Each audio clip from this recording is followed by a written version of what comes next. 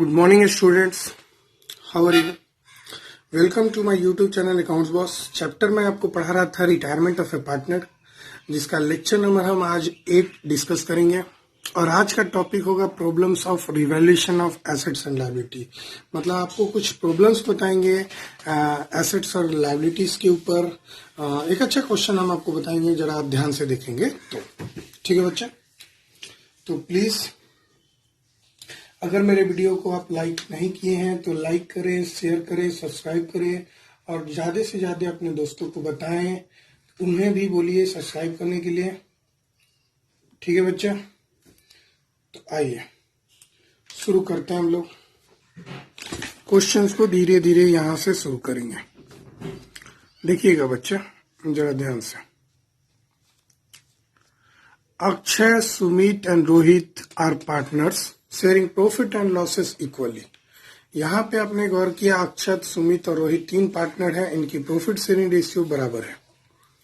सबसे पहला है furniture of the book value of 10,000 is taken over by Akshay for 12,000। आपने इसमें गौर किया कि एक फर्नीचर है जिसकी बुक वैल्यू यानी कि बैलेंस शीट में जो एसेट साइड में दिखता है वो है 10,000, जिसको अक्षय ने 12,000 में ले लिया। मतलब इस क्वेश्चन में सिर्फ जनरलिटी मैं आपको बताने जा रहा हूं, तो 1 बाई 1 करके हम लोग समझेंगे। तो आइए सबसे पहले 1 नंबर को बनाते हैं। यहां देखिए, तो आपने गौर किया कि एसेट्स की वैल्यू बढ़ रही है, तो नंबर 1 यहां लिखते हैं। और जब भी एसेट्स की वैल्यू बढ़ेगी अभी नहीं देखो कौन ले रहा है, बस यहाँ देखो एसेट्स की वैल्यू बढ़ रही है। तो एसेट्स की वैल्यू आपने देखा कि 2,000 से बढ़ रही है, 2,000 से बढ़ेगी तो फर्म को फायदा हो जाएगा, फायदा को रिवैल्यूएशन अकाउंट में क्रेडिट कर देंगे। कोई दिक्कत नहीं है ना। और जब रिवैल्यूएशन अकाउंट में क्रेडिट कर देंगे 2,000, तो नरेशन भी आप लिख सकते हैं, increase in the value of furniture recorded. क्या लिख सकते हैं? Increase in the value of furniture recorded. ठीक है बच्चा। इसका दूसरा एंट्री भी होगा पहला नंबर का। इस एसेट्स को अक्षय ले रहा है, और कोई भी एसेट्स को अगर कोई भी पार्टनर लेता है ना, तो एसेट्स तो घट गया, जितना में लेगा उतना से घट जाएगा। यहाँ पे आपने देखा कि 12,000 से ले रहा है तो 12,000 से एसेट्स घट जाएगा। और जो पार्टनर्स लेगा ना उसकी कैपिटल अकाउंट भी घट जाएगा। याद रखिएगा, एसेट्स घटाना है, कैपिटल भी घटाना है। आपने अकाउंटिंग क्वेश्चन पढ़ा है, एसेट्स घटेगा तो कैपिटल भी घटेगा, है ना, तब जाके बात बनेगी। क्योंकि अकाउंटिंग क्वेश्चन में asset equal to liability plus capital होता है ना। तो अगर इधर घटा है तो इधर भी घटना चाहिए, तभी तो अकाउंटिंग क्वेश्चन तैयार होगी, है ना। तो खैर आपने एसेट्स की वैल्यू घटा दिया, 12,000 से लेके चला गया, और ले जाने के कारण उसकी कैपिटल अकाउंट भी घट जाएगी। ठीक है ना। चलिए ये हो गई। आप यहाँ नरेशन भी लिख सकते हैं। फर्नीचर टेकन ओवर नाम लिख सकते हैं उसका, जिसने उसको लिया। तो furniture taken over by Akshay at the revised value. मतलब रिवाइज्ड वैल्यू पे ही तो लिया है ना बाबू। आइए, तो पहला एंट्री समाप्त हो गई। दूसरी एंट्री की तरफ बढ़ते हैं हम लोग। आइएगा ध्यान से देखिएगा। B number, a contingent liability of 25 are due to claim for damages shown in the book as a foot note is now to be recorded as the court gives the order against the firm। वैसे तो आप जानते होंगे कि contingent liability किसे कहते हैं। नहीं जानते हैं तो मैं फिर से बता दूं, कॉन्टिजेंट लायबिलिटी वैसी लायबिलिटी को कहते हैं जो लायबिलिटी हो भी सकती है और नहीं भी हो सकती है। लेकिन यहाँ पे देखिए, कोर्ट अगेंस्ट में आपका फैसला सुना दिया, यानी ये लायबिलिटी अब रियल में लायबिलिटी हो गई। और जब भी एक लायबिलिटी फिर हो जा रही है, जैसे कॉन्टिजेंट लायबिलिटी अब रियल लायबिलिटी में कन्वर्ट हो रही है, यानी कि आपकी लायबिलिटी बढ़ रही है, और लायबिलिटी के बढ़ने के कारण फर्म को क्या हो जाएगा बच्चे? नुकसान हो जाएगा। और नुकसान को आप कहाँ पे दिखाएंगे, जरा बताइए। नुकसान को आप डेबिट साइड में दिखाएंगे। तो रिवैल्यूएशन अकाउंट ईआर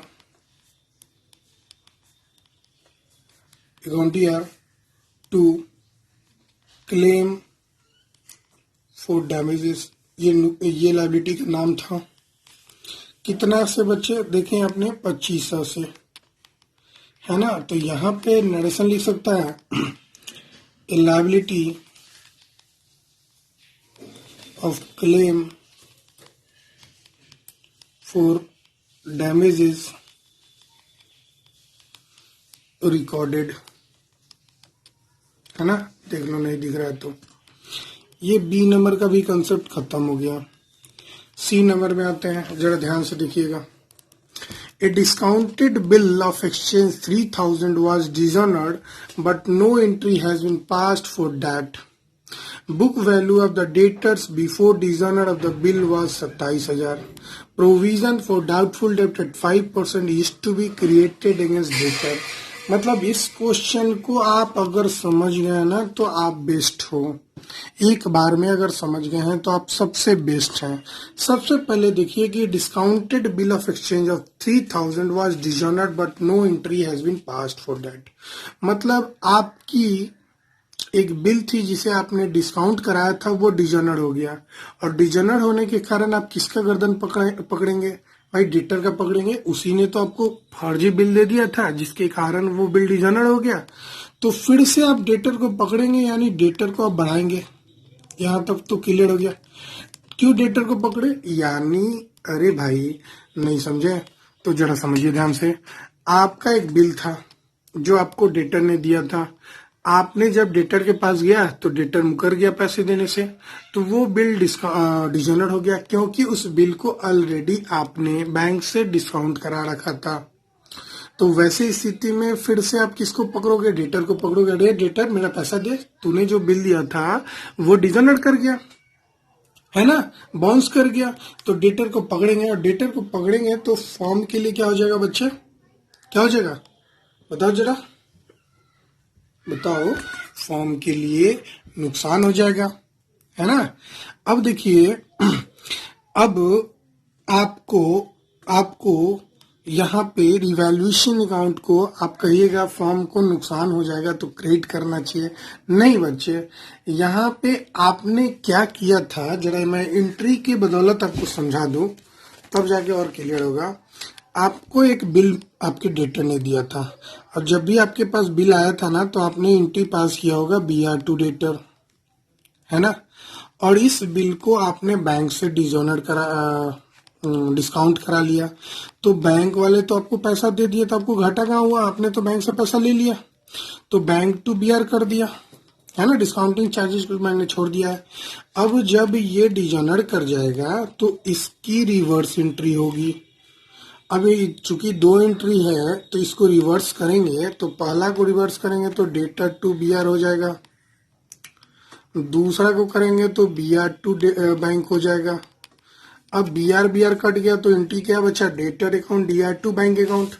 तो debtor account DR to bank account. वैसे शॉर्टकट में बता दूं, जब भी बिल डिसऑनर करता है डिस्काउंटेड वाला, तो वैसे स्थिति में डिसऑनर कोई भी बिल करेगा तो डेटर को हमेशा हम डेबिट करते हैं।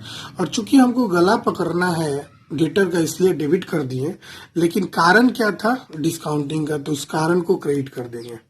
अगर मैच्योरिटी वाला केस होता है तो यहाँ BR लिखते हैं, डिस्काउंटिंग वाला केस है तो बैंक लिखे, बिल सेंट फॉर कलेक्शन वाला केस होता है तो यहाँ पे बिल सेंट फॉर कलेक्शन लिखते हैं, इंडोर्समेंट वाला केस रहता है तो इंडोर्सी का नाम लिखते हैं। तो यहाँ पे एकदम क्लियर रखिएगा, एंट्री एकदम रट लीजिए। डेटर हमेशा डेबिट होगा और चारों केस में जो भी केस होगा वो क्रेडिट होगा, है ना। तो यहाँ पे ये नहीं कि आप रिवैल्यूएशन में लॉस को दिखा दीजिएगा, ऐसा गलती से भी नहीं कीजिएगा, या फायदा को नहीं दिखाइएगा। डेटर बढ़ने से आपको फायदा थोड़ी ना हो रहा है। आपके डेटर बढ़ने से आपको फायदा कहाँ हो रहा है भाई? डेटर्स आपने बैंक से तो ऑलरेडी पैसा ले लिया है, तो आपको बैंक को देना होगा ना, है ना। तो जब भी आप बैंक को देंगे तो बैंक क्रेडिट हो जाएगा। डेटर से लेंगे और बैंक को दे देंगे, बात खत्म। एक हाथ से पैसा लिए और दूसरे हाथ से उधर ही दे दिए, तो जो एंट्री होना चाहिए था वो तो हो चुका है।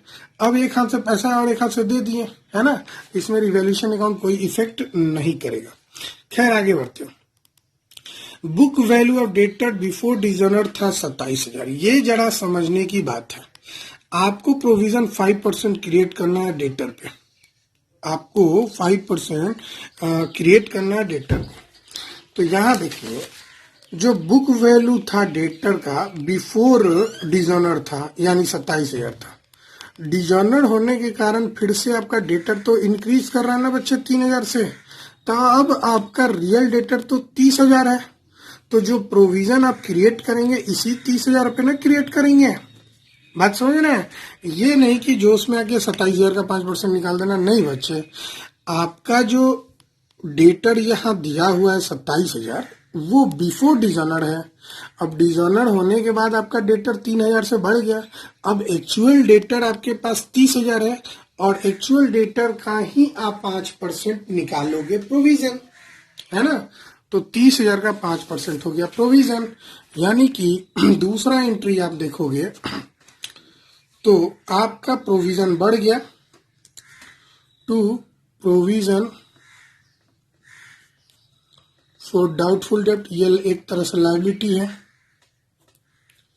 बढ़ गया। और लायबिलिटी बढ़ने के कारण फर्म को नुकसान हो गया, और नुकसान को रिवैल्यूएशन अकाउंट में डेबिट कर देंगे। मतलब ये वाला चीज रिवैल्यूएशन अकाउंट में जाएगा, लेकिन ये वाला केस में रिवैल्यूएशन अकाउंट में क्रेडिट नहीं होगा। मतलब कोई फायदा थोड़ी ना हो रहा है।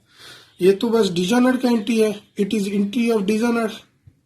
चूंकि डिजोनर का एंट्री आपने नहीं किया है, क्वेश्चन देख लो, discounted bill of exchange 3,000 was dishonour but no entry has been passed. तो आपने सिर्फ और सिर्फ डिजोनर की एंट्री पास की है। तो डिजोनर की एंट्री पास करते वक्त रिवैल्यूएशन अकाउंट पे कोई फर्क नहीं पड़ेगा बच्चे, ठीक है ना।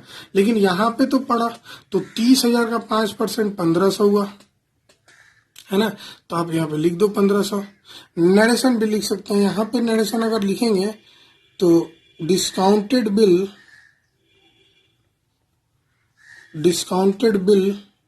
Of exchange डिजोनर्ड।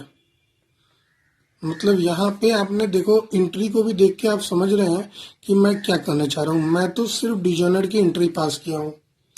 यहाँ पे लिख सकते हैं कि प्रोविजन फॉर क्रिएट हुआ है, तो वही लिख देना है, provision for doubtful debts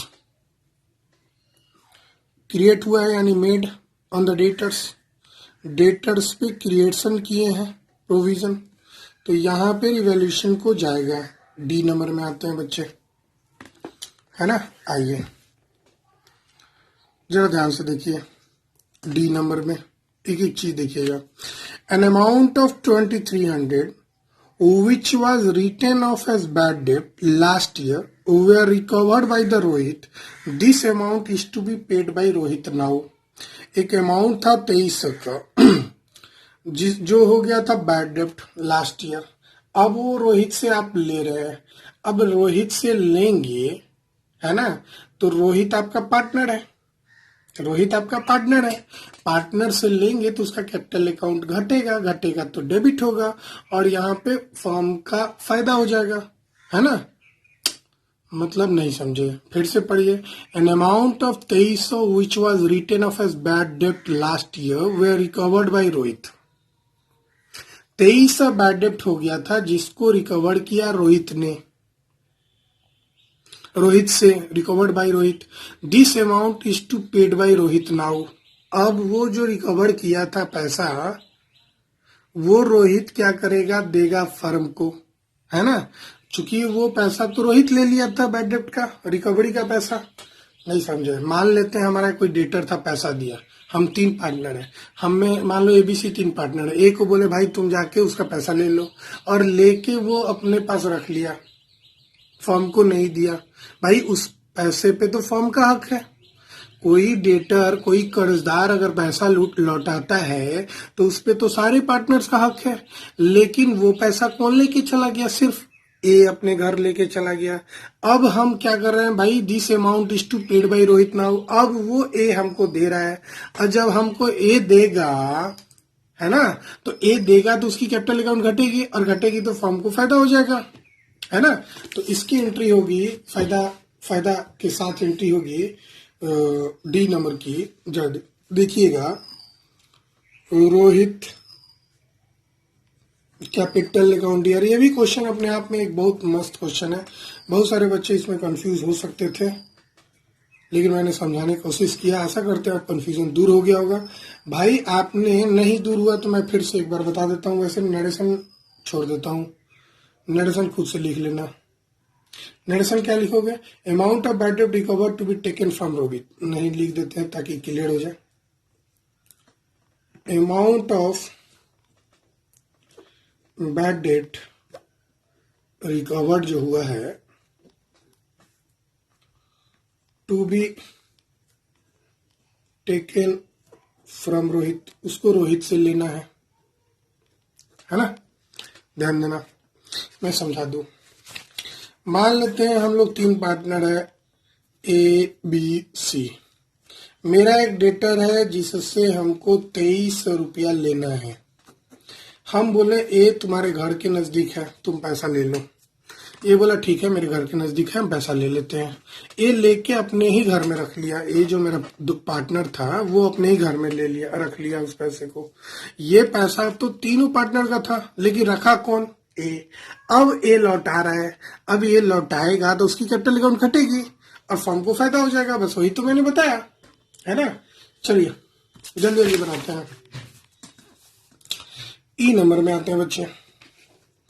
E F G H बहुत लंबा लंबा है, जल्दी ई में आते हैं। जल्दी देखिए, insurance premium amounting to 6000 was debited to profit and loss account which 1500 relates to next year. आपने एक इंश्योरेंस प्रीमियम 6000 का भरा था, तो सारा का सारा प्रॉफिट एंड लॉस अकाउंट में दिखा दिए थे, जबकि उसमें से 1500 नेक्स्ट ईयर का था। और जब भी 1500 नेक्स्ट ईयर का था, यानी कि आपका एक एसेट बढ़ने वाला है ना। खर्चा सारा नहीं है, कुछ एसेट्स भी है जो भविष्य में आपका होगा। तो प्रीपेड इंश्योरेंस प्रीमियम एक एसेट्स है, बढ़ा देंगे तो बढ़ाएंगे तो ये डेबिट हो जाएगा। तो prepaid insurance premium account DR बढ़ने से रिवॉल्यूशन अकाउंट में जाएगा, फर्म को फायदा हो जाएगा, तो रिवॉल्यूशन अकाउंट क्रिएट हो जाएगा। कितना से भाई? 1500 से, ज्यादा दिमाग नहीं लगाओ। नरेशन क्या लिखोगे? Prepaid insurance premium recorded, prepaid insurance premium recorded. भाई मैं फिर से बता दूं, 6000 का आपने इंश्योरेंस प्रीमियम दिया था, जो कि आपने पीएल में दिखा दिया था डेबिट में। इस 6000 में 1500 नेक्स्ट ईयर का था। तो जो प्रीपेड एक्सपेंस होता है ना, उसको एसेट में दिखाना था 1500, लेकिन आपने क्या किया? आपने सारे का सारा पीएल में दिखा दिया। आपने गलती कर दिया। अब हमको एसेट्स बनानी पड़ेगी, तो एसेट्स बना दिए, और क्या, इसमें कुछ नहीं किया मैंने। चलिए ई हो गया। एफ में आते हैं, जल्दी जल्दी एफ जी एच बना देते हैं। चलो आ जाओ एफ में, जरा देखना। Expenses on revolution amounted to 3000 are paid by Sumit.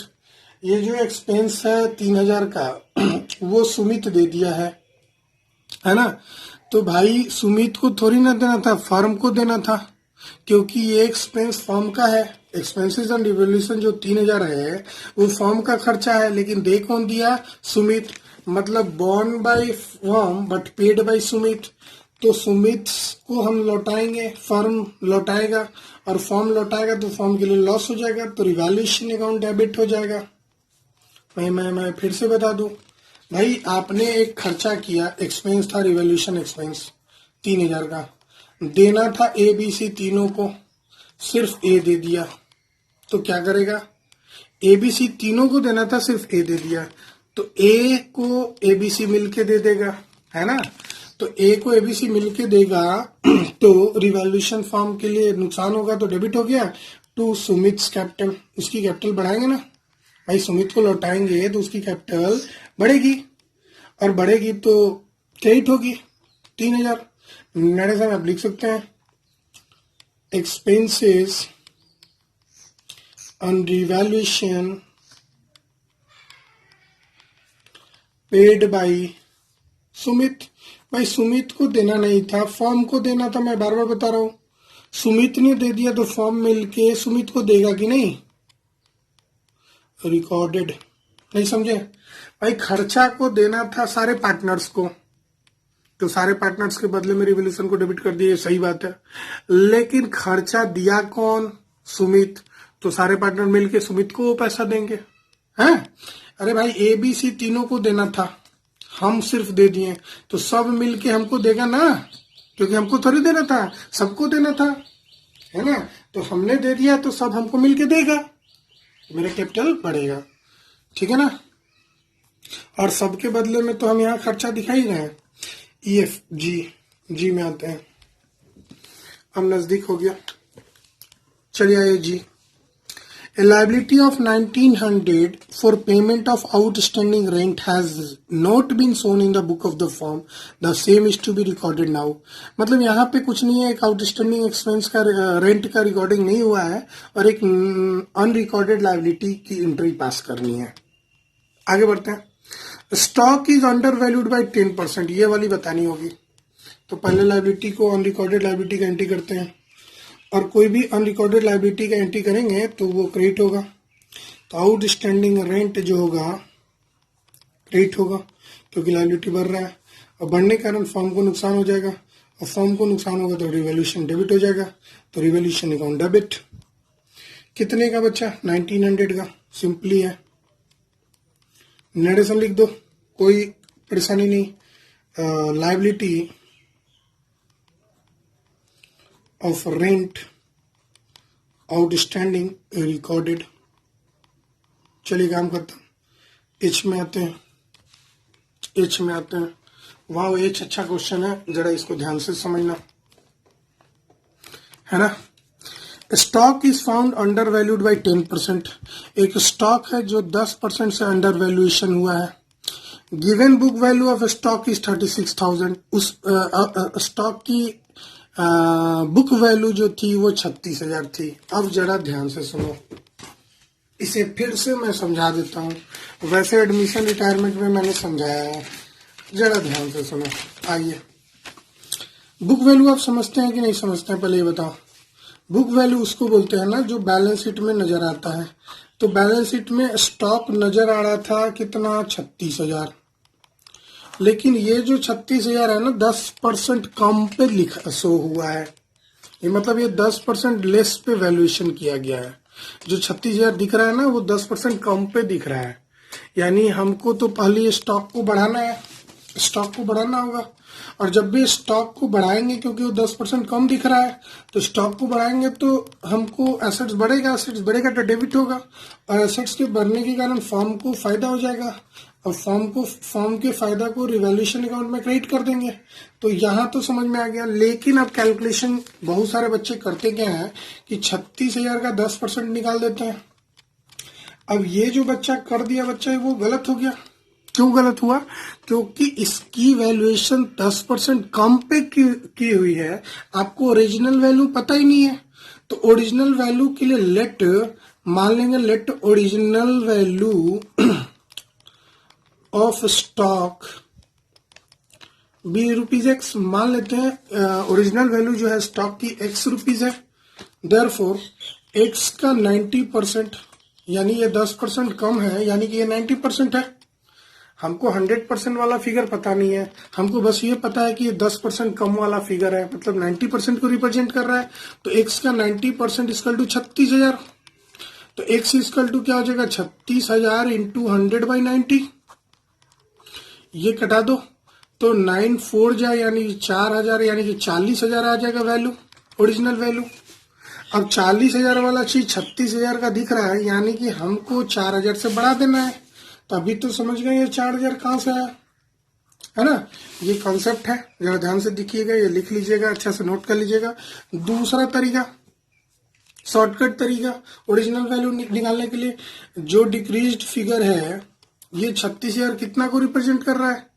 90% को। तो 90% से डिवाइड लगा दो। तो जब 90% से डिवाइड लगाओगे, यानी 36,000 डिवाइडेड बाई 90%, यानी 36,000 इंटू 100/90। फॉर्मूला जरा समझो, यहाँ भी आप सोल्व करोगे तो नचोगे 36 यानी 40,000 यहाँ भी आ जाएगा। तो ये तरीका आजमाओ। केवल लास्ट स्टेप क्या करोगे, 36,000 इंटू 100/90 है ना, ये वाला कॉन्सेप्ट है। ये जितना परसेंट, मान लो ये बढ़ा हुआ रहता 10% बढ़ा, अब ज्यादा वाला है तो 110% को रिप्रेजेंट कर रहा है तो 110 से डिवाइड कर देंगे तो ओरिजिनल वैल्यू निकल जाएगा। मतलब अगर ये 20% कम पे है तो 80% को रिप्रेजेंट कर रहा है तो 80% से डिवाइड लगा देंगे। कंसेप्ट समझो जरा, है ना बच्चे। तो अभी देखो रिवॉल्यूशन फायदा हो गया। अब मैं लिख सकते हैं increase in the value of stock, लिख सकते हैं increase in the value of stock recorded. अब यही खत्म नहीं हुई। आपने देखा था कि अक्षय, सुमित और रोहित 3 पार्टनर था और ये इक्वल पार्टनर था। यानी इस क्वेश्चन में आपको प्रॉफिट और लॉस भी निकालनी है, लंबा क्वेश्चन है। तो जरा हम प्रॉफिट और लॉस निकालने का एक शॉर्टकट ट्रिक बताते हैं, जरा ट्रिक को ध्यान दीजिएगा। आप क्या कीजिए, एक रफ पेज निकालिए। एग्जामिनेशन हॉल में रफ पेज कहाँ आएगा भाई, पीछे के पेज पे आ जाइएगा और लिखिएगा रिवैल्यूएशन, एक तरफ डेबिट और एक तरफ क्रेडिट, है ना। रिवैल्यूएशन एक तरफ डेबिट और एक तरफ क्रेडिट। यहाँ देखिए रिवैल्यूएशन क्रेडिट है कितना, 2000, तो यहाँ 2000 लिख दीजिए। आगे बढ़ते जाइए। रिवैल्यूएशन डेबिट कितना से, 25,000, 2500, तो 2500 डेबिट कर दीजिए। आगे बढ़िए। रिवॉल्यूशन डेबिट कितना सा है, 1500, फिर से 1500 डेबिट कर दीजिए। आगे बढ़िए। रिवॉल्यूशन क्रेडिट कितना है, 2300 कर दीजिए। आगे बढ़ते जाइए जल्दी जल्दी। यहाँ देखिए रिवॉल्यूशन क्रेडिट है 1500 से, रिवॉल्यूशन 1500 क्रेडिट कर दो। आगे बढ़ो। रिवॉल्यूशन डेबिट है 3000 से, तो रिवॉल्यूशन डेबिट कर दो 3000 से। आगे बढ़ो। रिवॉल्यूशन फिर से डेबिट है 1900 से 1900 से डेबिट कर दो। रिवॉल्यूशन क्रेडिट है 4000 से, तो फिर से रिवॉल्यूशन 4000 से क्रेडिट कर दो। मतलब आप क्या करोगे, जो रिवॉल्यूशन जर्नल एंट्री में डेबिट है उसको डेबिट साइड में लिख लो और जो जर्नल एंट्री में क्रेडिट साइड में है तो क्रेडिट साइड वाला लिख दो। अब इनको अलग अलग जोड़ दो। चलो मैं इनको जोड़ता हूँ। 4 2 6 2 8 1 9 9800। मैं फिर से जोड़ देता हूँ। 4 1 5 2 7 2 9 9800। इसको जोड़ता हूँ। 5 5 10 9 19 3 4 3 7 1 8 8 900। अब जरा देखो किधर ज्यादा है, तो जाहिर सी बात है क्रेडिट साइड ज्यादा है। तो अगर क्रेडिट साइड ज्यादा है ना, तो हमको तो डेबिट और क्रेडिट बराबर करना है। तो पहले देख लेते कितना ज्यादा है। तो 9800 से 8900 घटा दो, यानी 900 रुपया ज्यादा है। 900 क्रेडिट ज्यादा है, तो 900 अगर डेबिट लिख देंगे तो दोनों बराबर हो जाएगा ना। हाँ भाई, इधर भी अगर 900 लिख देते हैं तो दोनों बराबर हो जाएगा, है ना। और हमको तो डेबिट और क्रेडिट बराबर करना है। तो 900 हमको क्या करना पड़ेगा, जो लास्ट एंट्री है उतना से डेबिट करना होगा। तो रिवैल्यूएशन अकाउंट डेबिट कर दो उतना से, कितना से, 900 से। ये तो एंट्री समझ में आ गया। दूसरा, क्रेडिट ज्यादा होता है डेबिट से तो प्रॉफिट होता है, क्रेडिट ज्यादा होता है डेबिट से तो प्रॉफिट होता है, और वो प्रॉफिट पार्टनर्स के बीच में जाएगा, है ना। तो पार्टनर्स के बीच में जाएगा तो पार्टनर्स के कैपिटल बढ़ेंगे। तो 2 अक्षय कैपिटल अकाउंट, है ना, 2 सुमित कैपिटल अकाउंट, है ना, 2 रोहित कैपिटल अकाउंट। 3 पार्टनर था, इक्वल पार्टनर था। इक्वल पार्टनर का तो कंसेप्ट बड़ा इजी होता है भाई। 3 3 के 900, 3 300 हो जाएगा। 3 3 जा 900। नेडेशन क्या लिख देंगे भाई, बहुत इजी है। Profit on revaluation transfer to partners capital account, या ऑल पार्टनर्स लिख दो, इन 1:1:1 इक्वली ओल्ड रेशियो में, है ना। ओल्ड रेशियो में बात समझ में है।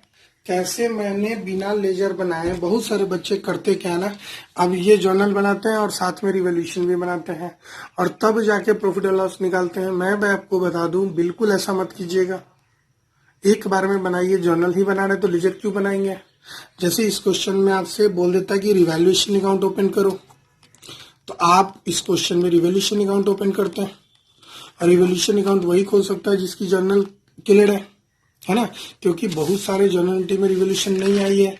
जैसे यहाँ पे देखो अक्षर टू फर्नीचर में रिवोल्यूशन नहीं आई है ना, डेटर टू बैंक में रिवोल्यूशन नहीं आई है। तो कुछ एंट्री को आपको छोड़ना पड़ेगा जो रिवोल्यूशन अकाउंट में नहीं ट्रांसफर होगा। तो इसकी कंसेप्ट क्लियर होनी चाहिए। बहुत सारे बच्चे इसको भी डाल देते हैं रिवोल्यूशन में। तो अब आपसे एक होमवर्क है, आपको अभी ये होमवर्क देता हूँ। इसको बनाने के बाद आप रिवोल्यूशन अकाउंट खोल के, मतलब इस फॉर्मेट में, इस वाले फॉर्मेट में बैठा के 900 का प्रॉफिट ला के दिखाइए मुझे, और कमेंट बॉक्स में लिखिए कि मेरा सर आ गया। ठीक है ना। सबको यही होमवर्क आज दे रहा हूं कि आप इस वीडियो को देखने के बाद इस जो क्वेश्चन आपने स्क्रीनशॉट लिया है उस क्वेश्चन को आप क्या करेंगे, रिवोल्यूशन अकाउंट खोलेंगे और उससे 900 का प्रॉफिट लाएंगे और मुझे दिखाएंगे।